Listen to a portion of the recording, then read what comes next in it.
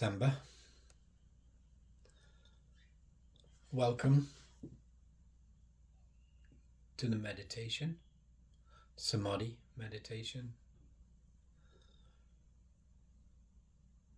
I hope you're well.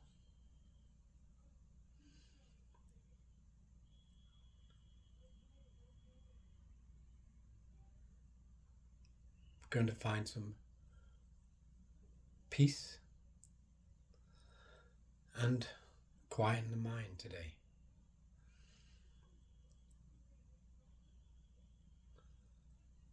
There'll be no trying or striving to quieten the mind. The mind will quieten all by itself by us letting go.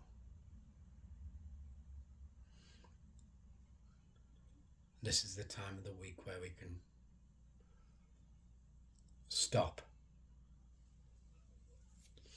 Just come to a stop and let go. And the mind with the body can just drop.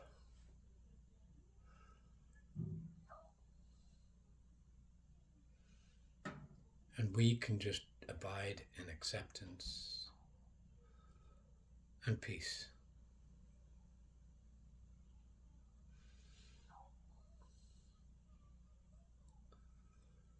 So to start with,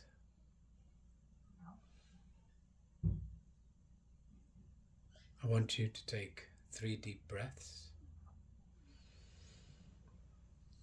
The first one, raising your hands in prayer palms to the top of your head as you breathe in. Drop to your heart center as you breathe out, letting go of all stresses.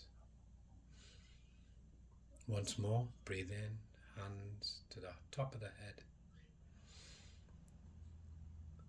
With purpose, drop into the heart center and exhaling all the used up energy, stresses and strains of the week and of the day so far. And this last one, a big, deep breath of air.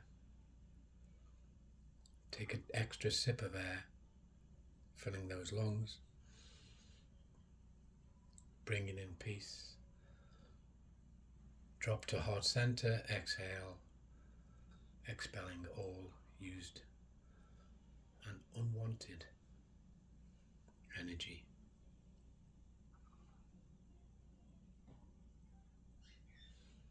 Those 3 embers, mind, body, and soul.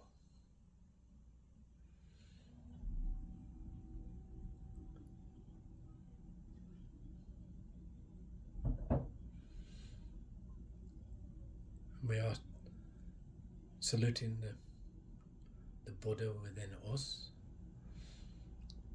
and the Buddha within all sentient beings.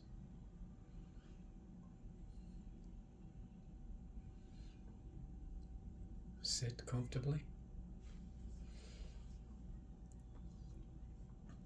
either on the floor, bolster or chair,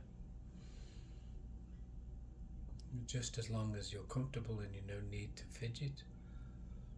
Just at this point, just find that spot that's just right for you.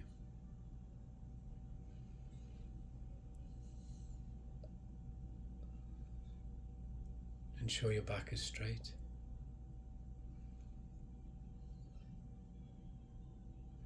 If you need to support it now, as not to fidget later on in the Samadhi. It's very important. Keeping the alignment of the spine, the neck and the head is very important.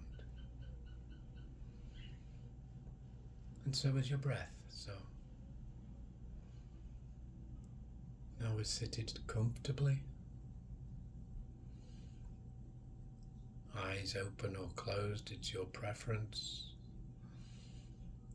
Wherever you do, do it gently. Eyes are softly close together or gently open, just gazing and not staring or concentrating, just gazing.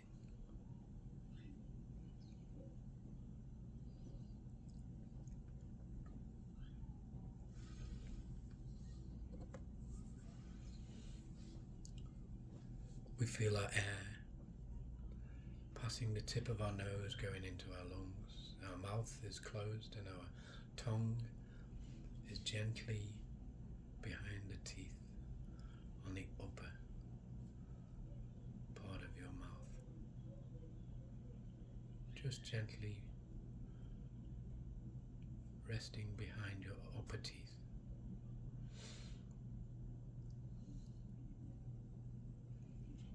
The air passing the tip of your nose into your lungs. And each breath it goes deeper. And each breath the body begins to drop. Each muscle group from the top of your head down your cheeks, your chin, your neck, your shoulders, your arms, your back, your belly is all starting to drop. Down your legs, to your knees, to your feet. The whole body is beginning to drop and relax. And it's very thankful for this rest, this need to stop and drop, stop and drop. It's very important to stop and drop.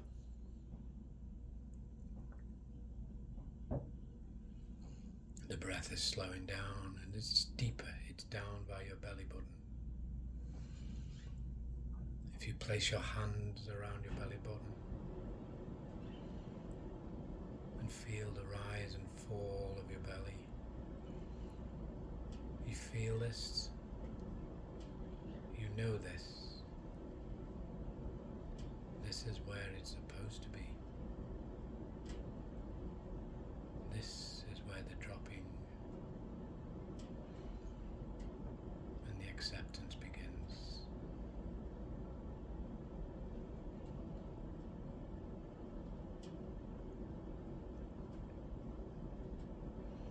Slowly rising is your belly and slowly dropping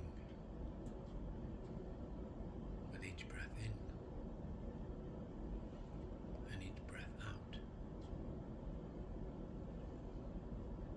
Your body is dropping and stopping.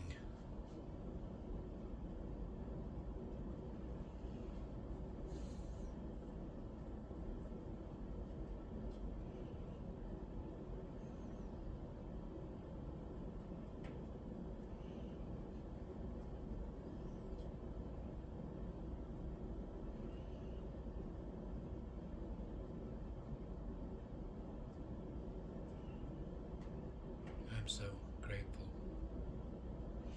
to share this time with you and for you to share this time with me.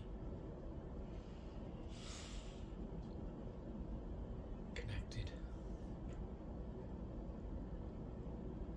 to cosmic consciousness.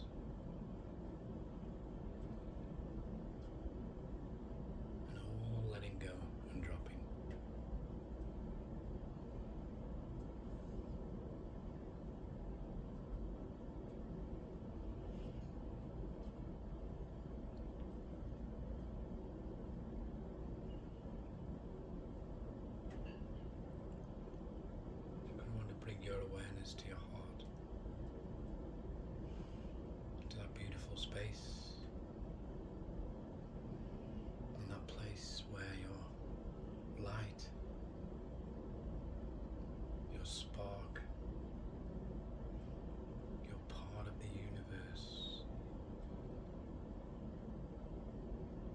your individual part of the whole,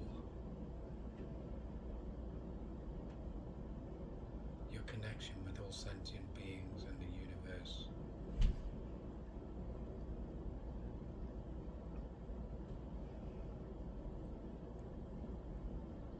This spark that grows each time you drop and connect. Each time you sit, it gets stronger. It lasts longer.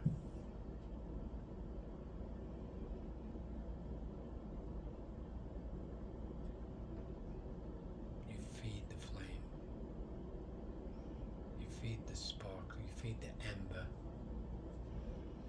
You nurture it and it grows. Each time you sit, it lasts longer and longer. Brings acceptance. Brings vulnerability.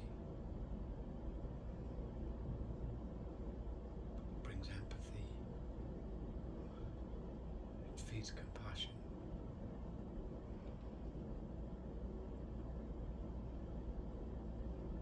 As you sit here now, you connect. As the flame is fed, you connect.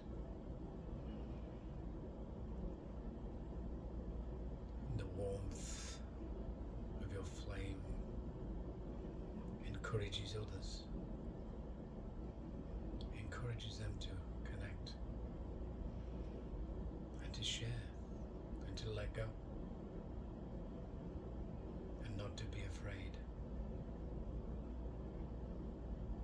to be open, as we're all born to be open and to be together as a one.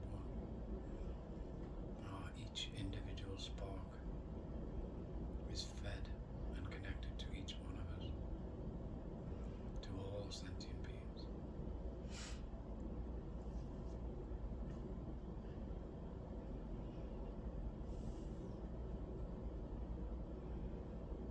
And today, a little bit like last week, today's going to be a story. And I don't want you to concentrate on my voice, as again, I want you to just not really listen with your intention. Just let it be in the background as a bird's call in the wind.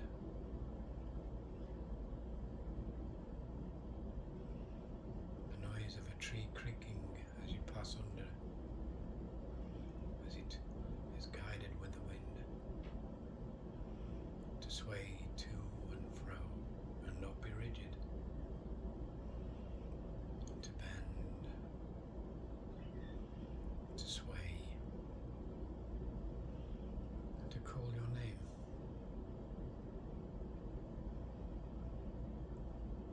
Call you to be.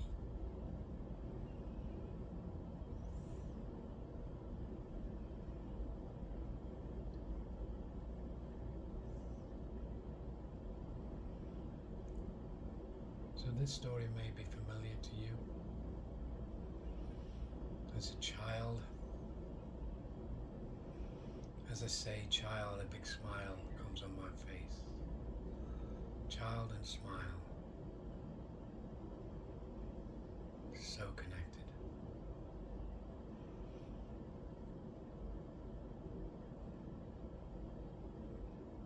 You see a child, you instantly smile. The innocence, the true connection, without any trying they have, is what we are striving, not striving, but stopping to be that child again, to be free, to have full acceptance,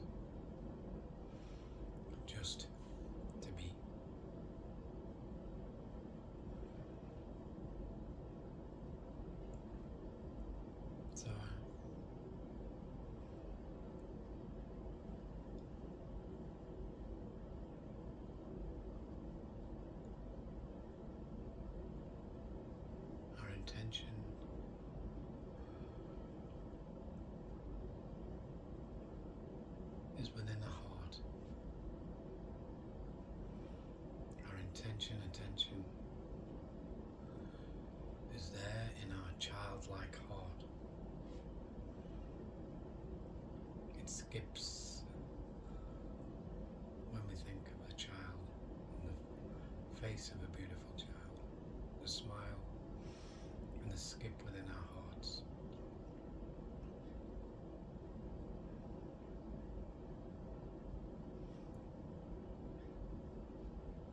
So abide within your heart. Listen to the tree creaking, the bird calling in the distance.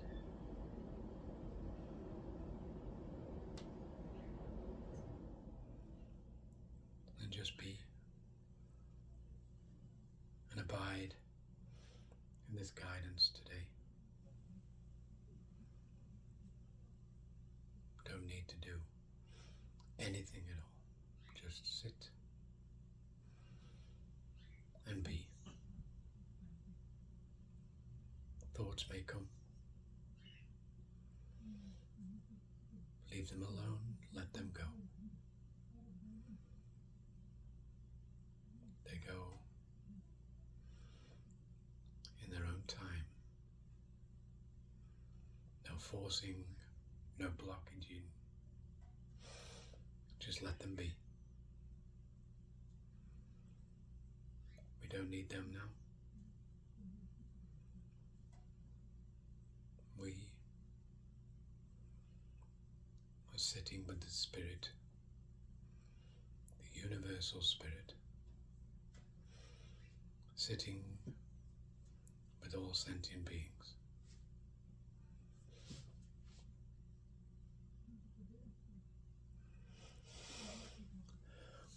So we're going to begin with a picture of a hearth, the fire in the cottage or house, and then the hearth of this fire.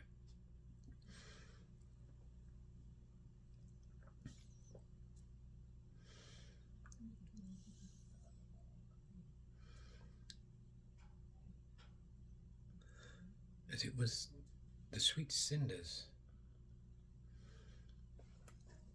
title to attend to the space in which the fires would burn heartily. Let this space be now her heart, which is given over to the household and to the world. She does clear away the ashes, that she may prepare for the fires to burn again. And in this, there is truth, that the soul's love,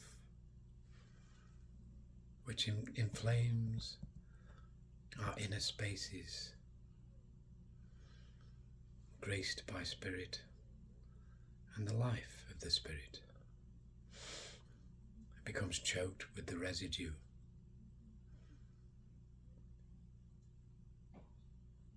And the impulses subside, ever needing prompting back to life. For love and love's passion does ebb and flow in rhythmic obedience.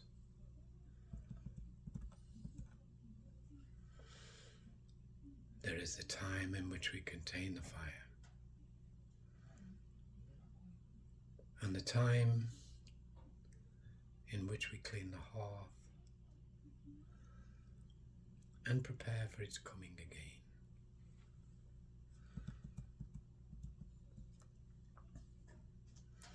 Cinders had two sisters which dominated this story.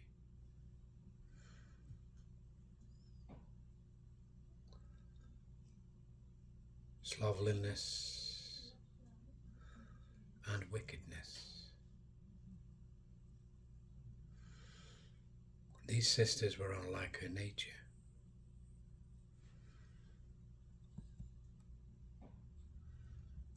Bearing little or no resemblance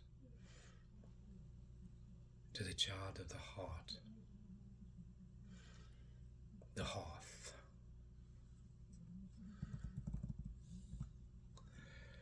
There was to be an occasion.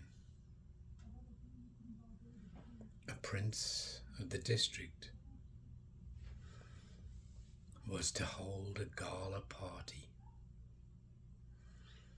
that he may choose a wife to couple with.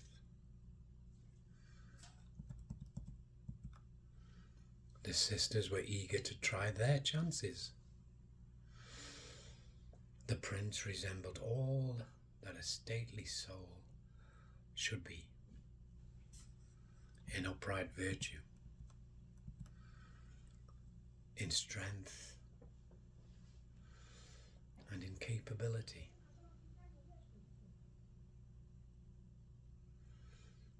Therefore, the acquaintance and subsequent mingling was desirable. For it can be said too, that when an individual truly meets in soul with another friend, then the qualities are shared.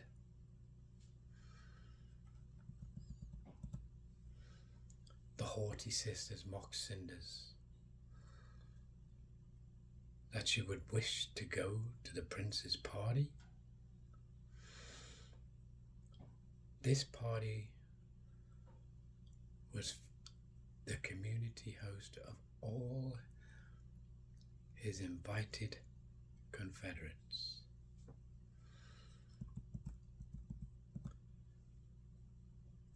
This other soul has opened himself to the world at large, that he may seek out true commune in spirit.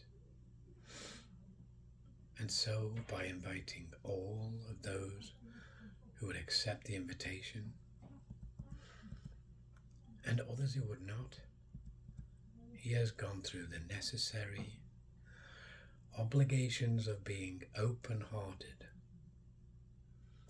as well as open-minded. For we must remember that all men are unknown to us unless we truly know them. Should we really come to know them, then there is much love and affinity thereby.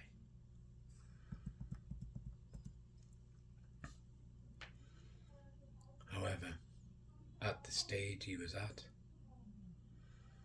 the prince was seeking for his soul's commune. That being the theme of this story.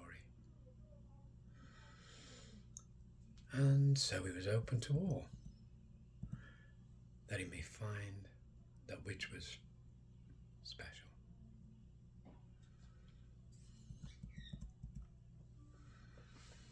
The sisters are attributed to be quite ugly.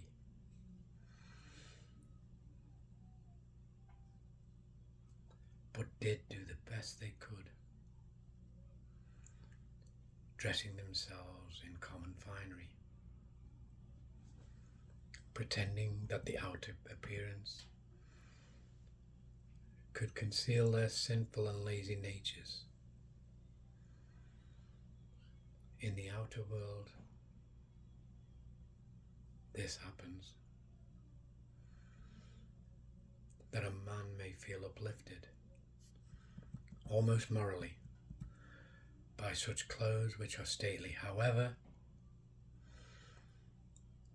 it may be but a good guise and little more, particularly if the individual wears pride as well. And proud these two were, as they did strut with self-admiration. Here now, our picture of sweet cinders is of rags, and she's to overcome with the soot black of ash upon her white skin. Why then should it be this way? That the pure of heart is portrayed so forlorn. This is because the soul is wanting and is not fulfilled. The closer to the all that a soul does become, the more it suffers the world. It does also come to great happiness accordingly. However, when the sisters had departed, Cinders fell into great upset at his self's condition. If we are to review ourselves by comparison, we shall always find disparity. And so it is that the sadness came.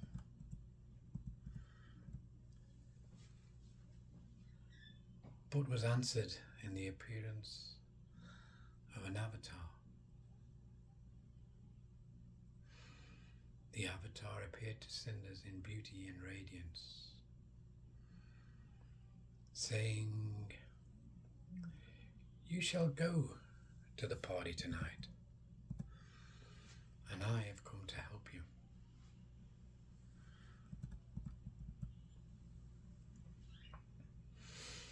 That Cinders was to attend was ordained by her right to do so. The assistance that she was given is one that we all have. Although our avatar's presence goes unrecognized, for they are forbidden to make themselves known. In this special story, our Cinders catches the vision of her intervening avatar and hears her speak. Our physical presence, which carries us through our lifetime in this world, is compromised of the service of both the animal and plant kingdoms. The transformation of pumpkin into coach was an example of this. It's quite so. Our physical bodies are just such an issue.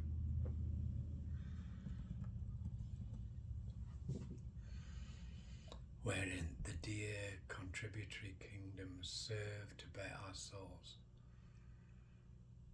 by their constant reformation.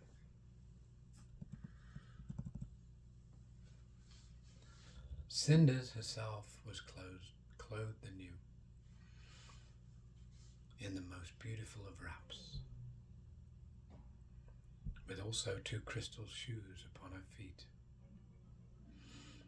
In her case, the outfit bore the resemblance of her inner nature, inasmuch as she was worthy to wear the finery. It was produced from the avatar herself, and of much better material that can be purchased within the world. The crystal shoes are significant, for they are the connection she has within the world, and they represent the very clarity of being. True to the world in perceiving how it is for what it is, Shoes are our protection, and they may be of fashion as well as practical. However, they are worn to soften our relationship with the world and to cordon ourselves for the immediate reality. By the wearing of crystal slippers, Cinders is still quite separate and protected from the tearing and scratching and skinning of coarse grounds, but is connected in the most refined way possible, as her perceptions of the world are nonetheless accurate. Therefore, she meets with the world in a consciousness of purity. Only she was entitled to wear them. And this was so because there was no selfishness to mark and mar the clarity.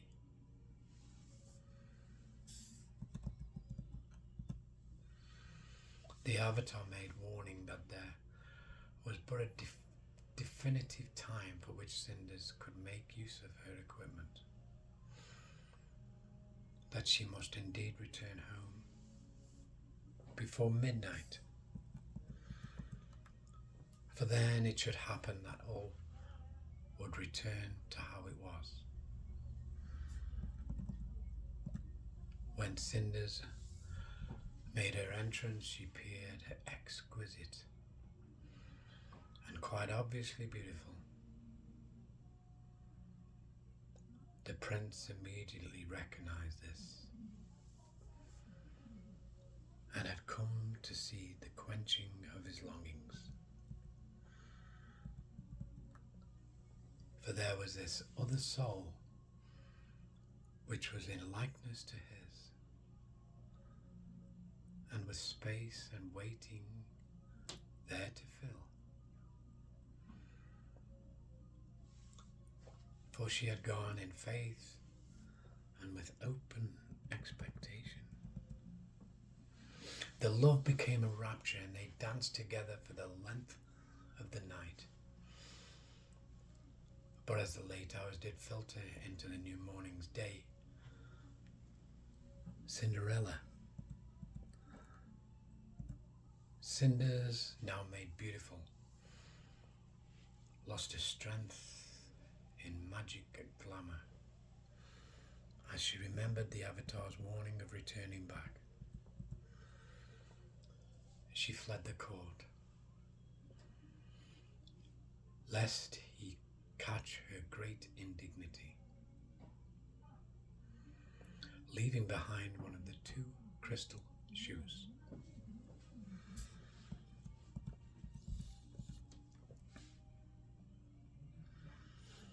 That which the prince had retained was rightfully now his to keep.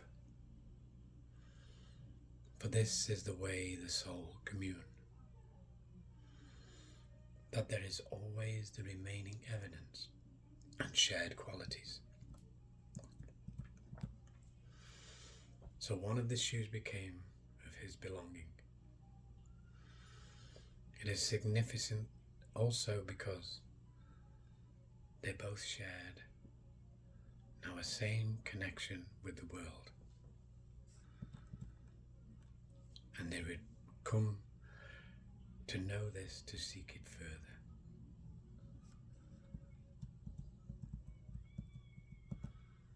The prince had no immediate way of finding his lover directly. The powers of soul are elusive, and perhaps better understood to say that our comprehensions are many, with not one being so constant as to prevail over all. Continuance is always assured,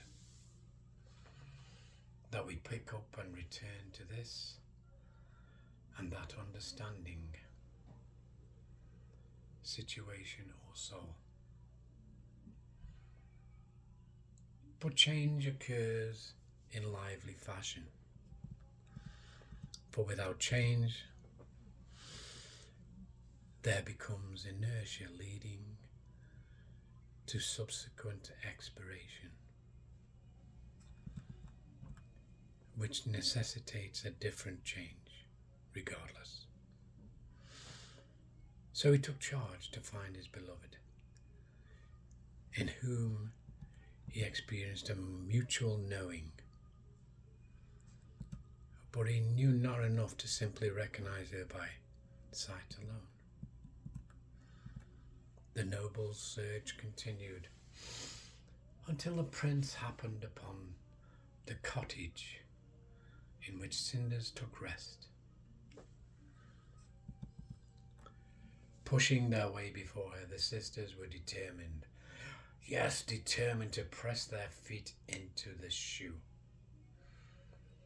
Bleeding and crushing, bones cracked and toes looped off. But even so, there was no fit, and their false proof of soulhood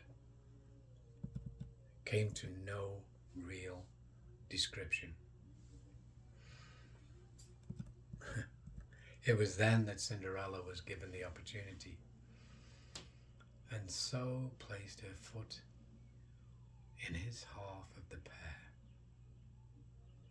Of course, the fit was perfect. It could not have been otherwise.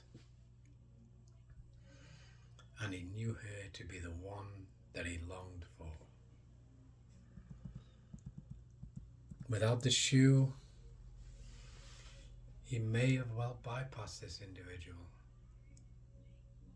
and kept up the lonely search. By appearance only, we are ill-informed. Her costume given to her from the avatar was one which only showed substance of soul, but it could not survive as visible within the outer world for long. It had to withdraw. As it is said, the heart sees what the eyes do not, and contrariwise. The heart is a gentle informant. We can be peaceful in the proposition that others rarely see us as we are in truth. Although there most certainly will come the day when aspects are shared openly and obviously. For the time being, there is a self-protection for immature egos, that they develop a sense of self firstly, and then may go on to such sharing amongst selves in the greater outreach.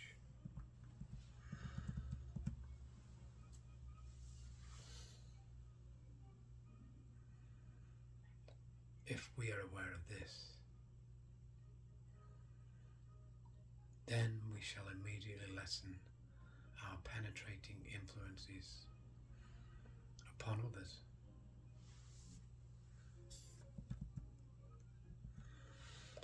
Those that impinge or dominate or devastate the less developed individual. Once again, it is a matter of understanding and attitude that people shall come to understandings with us and by us at the time when we cease to force ourselves upon them.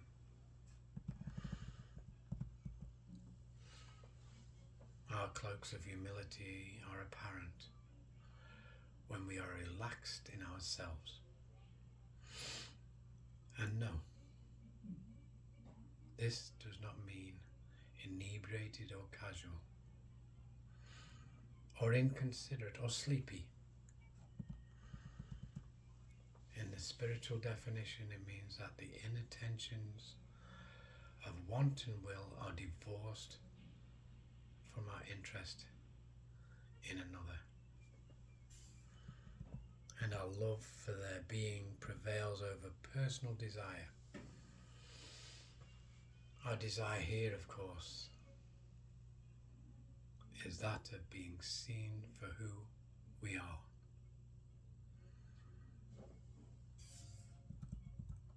And so we may forego even that in order to meet them with love. This is not to say that we wear a cloak of falsehood or deception, for that kind brings sadness to both souls and no real convening.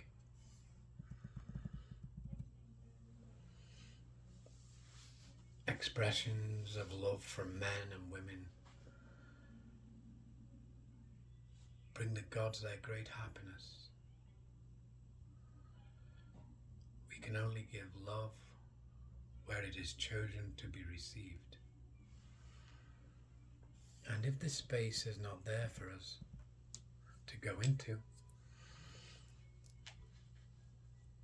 there is no reality thus given it. And the space shall not be made if there is no faith there within that heart. The prince did find his sweetheart and delivered her from the service of the sisters. The three were truly the one. Our sweet souls are mocked thus by our own laziness and wickedness, which pretend to be beauteous and worthy of another soul's consideration. When we have departed from these two undesirables, when we listen to our avatar's counsel and pursue our heart's destiny with clarity within the world, then it shall happen accordingly that we will find our destiny through faith, in believing of the greater love that shall one day come to reclaim us.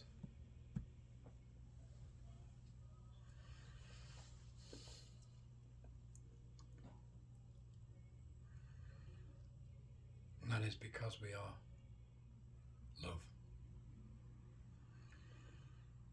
And we are the light.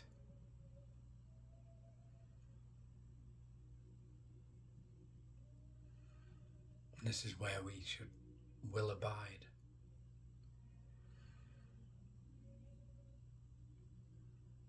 In acceptance and our free will.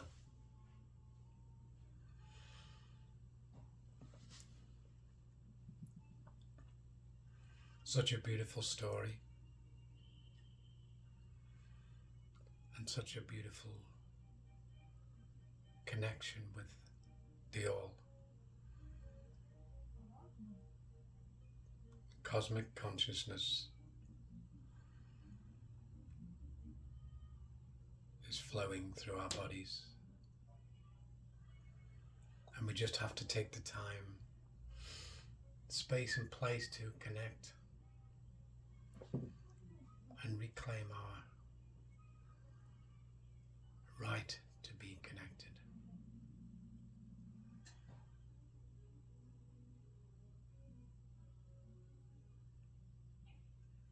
Wonderful stories like this can help us reclaim our position.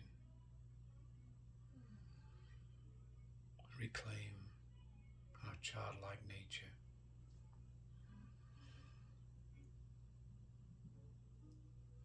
To be born once more.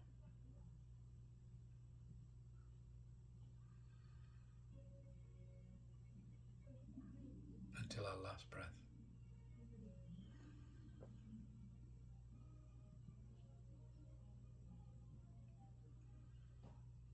Take a deep breath.